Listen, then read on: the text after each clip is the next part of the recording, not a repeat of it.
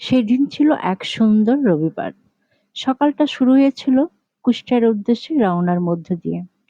যাত্রাপথে চোখে পড়েছিল মনোমুগ্ধকর দৃশ্য, যমুনা সেতুর বিশাল বিস্তৃতি আর লালন শাহ সেতুর দৃষ্টিনন্দন সৌন্দর্য যেন মনে প্রশান্তি এনে দিল। নদীর উপর দিয়ে গাড়ি চলার সময় হালকা বাতাসে মিশে থাকা নদীর গন্ধ মনকে ভরে তুলেছিল। অল্প কিছুক্ষণের মধ্যেই পৌঁছে গেলাম গন্তব্যে। খানিক বিশ্রাম আর খাওয়া দাওয়া শেষে বিকেলে বের হলাম একটু ঘুরতে।